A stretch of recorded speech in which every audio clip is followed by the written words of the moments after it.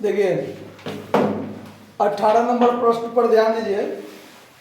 18 number प्रश्न का जो मेन हेडिंग है वो है अर्धवार्षिक भुगतान अधिकार शुल्क का, यानी अधिकार शुल्क का जो पेमेंट होता है वो हर 6 महीना पर पेमेंट होता है। ठीक है, सवाल है कि एसएनपी ने लीज पर 100 वर्ग मील के क्षेत्र में खनन का अधिकार 33 वर्षों के लिए 1 जनवरी 2012 से लिया है।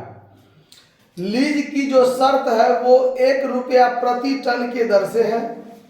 अधिकार शुल्क जो दे है वो न्यूनतम किराया 40,000 रुपया वार्षिक है, जो प्रति वर्ष 1 जनवरी और 1 जुलाई को अर्धवार्षिक चुकाया जाता है।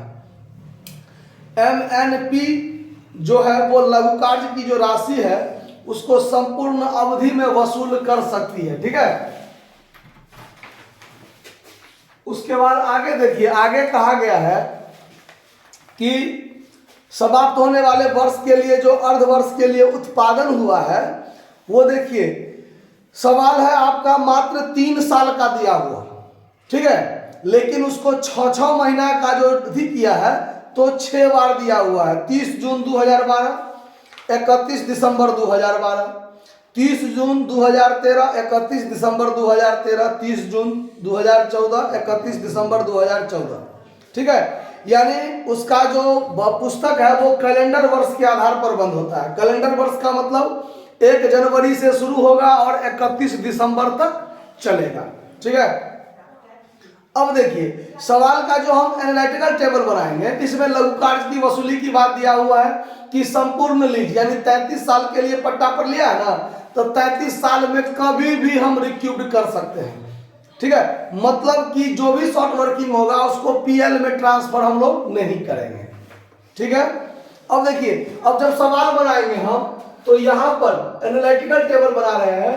पहले कॉलम में year, output, royalty at the rate of 1 रुपया है पर टन ना, उसके बाद minimum rent, short working recouped, amount paid to landlord और unrecouped short working transfer to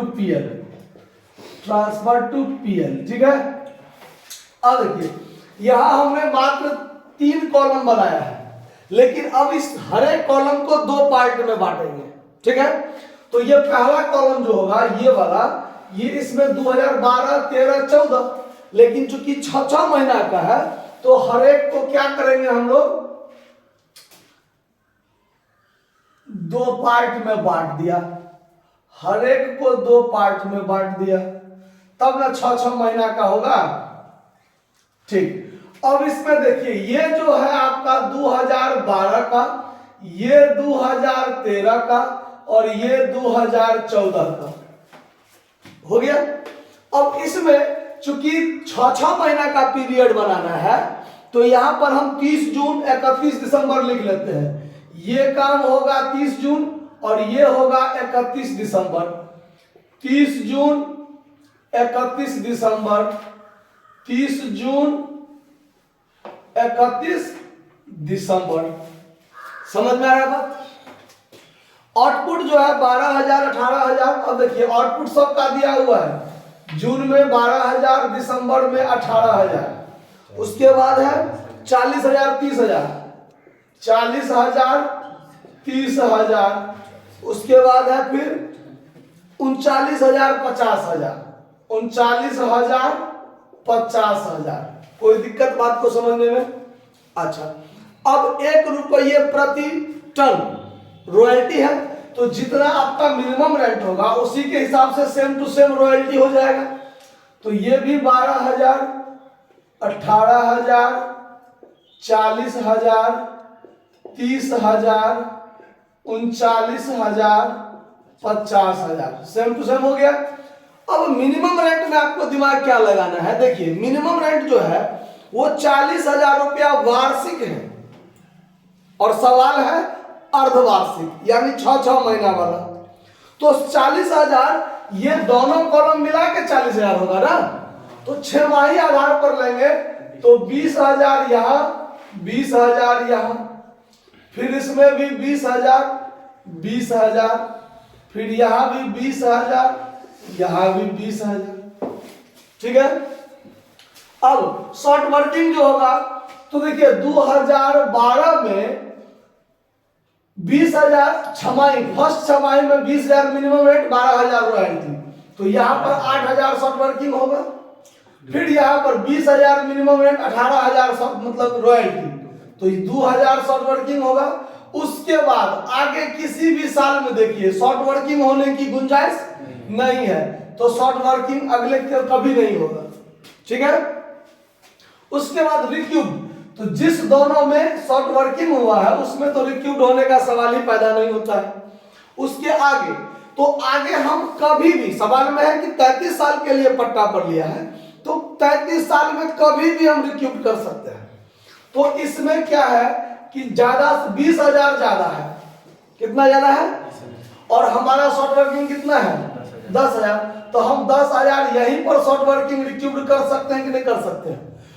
ये 20,000 ज्यादा है, लेकिन यहाँ हम 20,000 रिक्यूब नहीं कर सकते हैं, क्योंकि रिक्यूब उतना ही कर सकते हैं जितना ज्यादा से ज्यादा शॉर्ट वर्किंग हो, उससे ज्यादा नहीं। तो 10,000 शॉर्ट वर्किंग है और यहाँ 20,000 ज्यादा है, लेकिन हम शॉर्ट वर्किंग रिक्यूब कितना करेंगे? मात्र 10,000। उसके बाद ना हमारा शॉर्ट वर्किंग है तो रिक्यूब भी नहीं होगा। शॉर्ट वर्किंग होगा तो ही रिक्यूब होगा। जो शॉर्ट वर्किंग था वो तो रिक्यूब हो गया, अब शॉर्ट वर्किंग है नहीं, तो ये 10,000 ज्यादा है, ये 9,000 ज्यादा है, ये 30,000 ज्यादा है, हम ज्यादा है तो रिक्यूब नहीं कर लेंगे अपने मन से। शॉर्ट वर्किंग होगा तो ही रिक्यूब करेंगे, अन्यथा रिक्यूब नहीं करेंगे। ठीक है। अब चलिए अमाउंट पेड टू लैंडलॉर्ड, तो अगर शॉर्ट वर्किंग होता है तो मिनिमम रेंट पेमेंट करना होगा, तो यहाँ पर 20,000 पेमेंट, यहाँ भी 20,000 पेमेंट, यहाँ रिक्यूब हुआ तो रॉयल्टी में से रिक्यूब घटा कर 30,000 पेमेंट करेंगे। यहाँ पर कुछ नहीं हुआ तो जितना रॉयल्टी है वो पेमेंट करेंगे, तो रॉयल्टी 30,000 तो 30,000 पेमेंट, 39,000 39,000 पेमेंट, 50,000 तो 50,000। क्लियर बात? ये पीएल में जाने वाला कहीं कोई जिक्र ही नहीं हुआ, क्योंकि जो शॉर्ट वर्किंग था वो तो रिक्यूब्ड हो गया। ठीक है। अब चलिए, अब सवाल में है क्या, बनाने के लिए आपको कहता है कि आप आवश्यक खाता बनाइए, आवश्यक खाता बनाना है, तो रॉयल्टी, शॉर्ट वर्किंग और लैंडलॉर्ड तीनों खाता बनाना पड़ेगा। ठीक, लेकिन अब इसमें आप ध्यान दीजिए, जब आप रॉयल्टी अकाउंट बनाइएगा, इन द बुक्स ऑफ लीजी बना रहे हैं, ठीक है, पट्टेदार के पुस्तक में, जब हम रॉयल्टी अकाउंट बनाएंगे तो आपको यहां पर एक चीज ध्यान रखना है, चूंकि सवाल में हम लोग को जर्नल बनाने के लिए कहा नहीं है, लेकिन जर्नल के ही आधार पर लेजर बनता है ना। अब देखिए, चूंकि छमाही पेमेंट हो रहा है तो पीएल अकाउंट तो साल के अंत में बनता है, तो किसी भी साल का जो जर्नल एंट्री बनाएंगे छमाही आधार पर, तो जैसे शॉर्ट वर्किंग हुआ है तो royalty DR short working DR to landlord, landlord to bank, और पीएल टू रॉयल्टी एंट्री जो बनेगा वो साल के अंत में। तो हर छमाही में पीएल अकाउंट तो नहीं बनाएंगे, साल के अंत में बनाएंगे। तो यहां पर क्या करेंगे, ये दो एंट्री हर साल का जो बनाते हैं ना, तो दो एंट्री आप 6 महीना बनाइए, लेकिन पीएल टू रॉयल्टी जो बनाइएगा वो साल के अंत में एक ही बार बनेगा। आया बात समझ में? मतलब royalty short working to landlord, landlord to bank 30 जून को, फिर 31 दिसंबर को royalty short working to landlord, landlord to bank, और साल के अंत में जब पीएल टू रॉयल्टी होगा तो दोनों रॉयल्टी को जोड़ के एक के बार पीएल में भेजेंगे। समझ में आ रहा बात? तो यहां पर जब हम करेंगे रॉयल्टी अकाउंट बनाएंगे तो टू लैंडलॉर्ड होगा 2012 में जून 30 को टू लैंडलॉर्ड अकाउंट, और फिर दिसंबर 31 को टू लैंडलॉर्ड अकाउंट। ठीक है, कितना 12,000 18,000, 12,000 30 जून को, 18,000 31 दिसंबर को, और ये दोनों मिलाकर जो 30,000 हुआ तो 2012 को दिसंबर 31 को एक के बार बनेगा पीएल अकाउंट वाला एंट्री। तो बाय पीएल अकाउंट 30,000 रुपया साल के अंत में एक के बार पीएल में जाएगा। ये दोनों मिला के आया बात समझ में। उसके बाद सेम काम 2013 में जून 30 को और दिसंबर 31 को टू लैंडलॉर्ड अकाउंट कितना 40,000 30,000 40,000 30,000 और दोनों मिलाकर 70,000 हुआ। तो यही 70,000 2013 दिसंबर 31 को बाय पीएल अकाउंट में ट्रांसफर करेंगे 70,000 रुपया। बात खत्म हुआ इस साल का। फिर 2014 का जब काम करेंगे तो जून 30 को और दिसंबर 31 को टू लैंडलॉर्ड अकाउंट कितना रुपया 39,000 50,000 39,000 50,000 मिलाकर 89,000 होगा ना। और फिर 2014 को दिसंबर 31 में बाय पीएल अकाउंट करके ट्रांसफर करेंगे 89,000 टोटल 89,000। बात समझ में आया ये चीज। क्योंकि लैंडलॉर्ड को साल में 2 बार पेमेंट होता है तो रॉयल्टी तो 2 बार लैंडलॉर्ड के खाते में ट्रांसफर करेंगे, लेकिन पीएल अकाउंट टू रॉयल्टी जो बनेगा वो साल में एक बार, पूरे साल का एक ही बार फाइनल अकाउंट तैयार करेंगे लास्ट में। तो बाय पीएल अकाउंट 30,000। आया बात समझ में।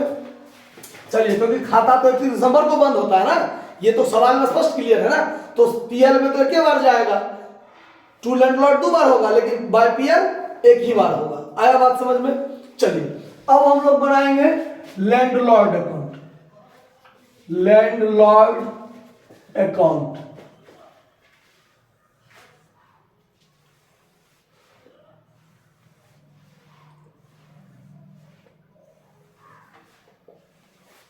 देखिए, डीआरसीआर पार्टिकुलर अमाउंट आप लोग खुद मेंटेन कर लीजिएगा।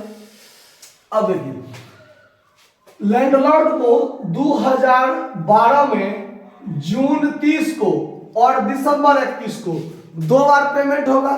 तो 2 बार by royalty by short working करेंगे और 2 बार टू बैंक करेंगे ना। अब देखिए, तो जब जून 30 को करेंगे शॉर्ट वर्किंग हुआ है तो बाय रॉयल्टी अकाउंट और by short working account royalty 12 short working 8 royalty 12,000 short working 8। तो 2012 में जून 30 को टू बैंक अकाउंट पेमेंट करेंगे कितना 20,000। लेकिन खाता अभी बंद नहीं हुआ है, साल में एक बार बंद होगा ना। फिर इसी साल दिसंबर 31 को फिर शॉर्ट वर्किंग हुआ है ना। फिर करेंगे by royalty account by short working account 18,000 2,000 18,000 royalty 2,000 short working. तो फिर दिसंबर 31 को टू बैंक अकाउंट पेमेंट करेंगे कितना रुपया 20,000। अब खाता बंद होगा, दोनों साइड 40,000 हो गया ना। समझ में आ रहा है बात। 2013 में जब काम करेंगे तो अब क्या हुआ है, रिक्यूब्ड हुआ है। तो रिक्यूब्ड होने की स्थिति में जून 30 को बाय रॉयल्टी करेंगे। बाय रॉयल्टी अकाउंट कितना है 40,000 में से जून 2013 जून 30 को क्या हुआ है, तो टू बैंक अकाउंट पेमेंट भी हुआ है और टू शॉर्ट वर्किंग रिक्यूब्ड भी हुआ है ना। तो पेमेंट हुआ है 30,000 और रिक्यूब्ड हुआ है 10,000। तो 40,000 में से 40,000 सेटल हो गया। अब हम करेंगे क्या, तो दिसंबर 31 को काम। तो दिसंबर 31 को ना शॉर्ट वर्किंग ना रिक्यूब्ड, तो जो रॉयल्टी है वही पेमेंट भी होगा। तो जो रॉयल्टी है तो रॉयल्टी क्रेडिट में दिसंबर 31 को बाय रॉयल्टी कितना है रॉयल्टी 30,000 और वही रॉयल्टी दिसंबर 31 को टू बैंक अकाउंट पेमेंट हो जाएगा 30,000। तो अब दोनों साइड बराबर हो गया। 40 30 70 हजार इधर भी, 40 30 70 हजार इधर भी।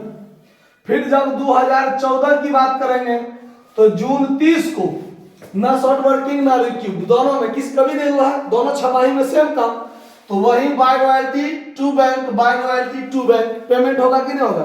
तो बाय रॉयल्टी करेंगे, by royalty account, by royalty account दिसंबर 31 को, और फिर 2014 में जून 30 को टू बैंक अकाउंट, और फिर दिसंबर 31 को टू बैंक अकाउंट। यही करेंगे कि नहीं पोस्टिंग। अमाउंट क्या होगा, तो 39,000 जून 30 में, 39,000 और 50,000 दिसंबर 31 को। जून 30 को 39,000 और दिसंबर 31 को 50,000, दोनों साइड क्या हो गया, बराबर हो गया, 89,000, 89,000 होगा कि नहीं होगा। अब देखिए, अब हम शॉर्ट वर्किंग अकाउंट बनाएंगे, तो इतना ही दूर में शॉर्ट वर्किंग अकाउंट हो जाएगा।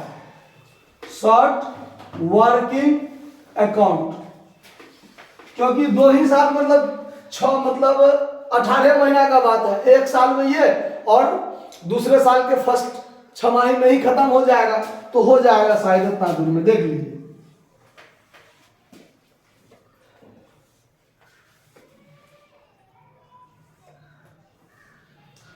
देखिए 2000 डेबिट क्रेडिट 2012 के जून 30 को शॉर्ट वर्किंग हुआ है, तो royalty short working to landlord, तो शॉर्ट वर्किंग के डेबिट में क्या होगा, टू लैंडलॉर्ड।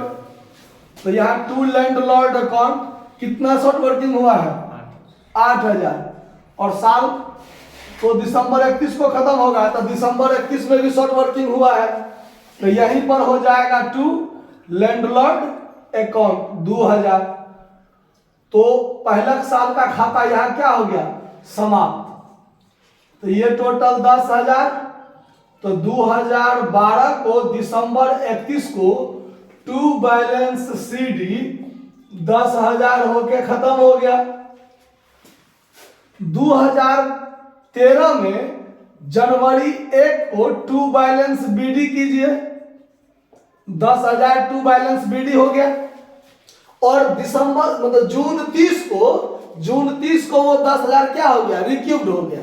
तो जो रिक्यूब्ड हो गया वो क्रेडिट साइड में बाय लैंडलॉर्ड होकर समाप्त हो जाएगा। तो ये जून पहले 2013 जून 30 को बाय लैंडलॉर्ड अकाउंट कर दीजिए, और ये 10,000 क्या हो गया, रिक्यूब्ड हो गया। तो दोनों साइड यहाँ पर बंद कर दीजिए, बराबर हो गया दोनों साइड, बाकी कुछ हुआ नहीं है, बात खत्म। इतना ही पर आपका सवाल कंप्लीट हो गया। कहीं कोई दिक्कत है समझने में, दिक्कत नहीं ना है, नोट कर लीजिए। धन्यवाद।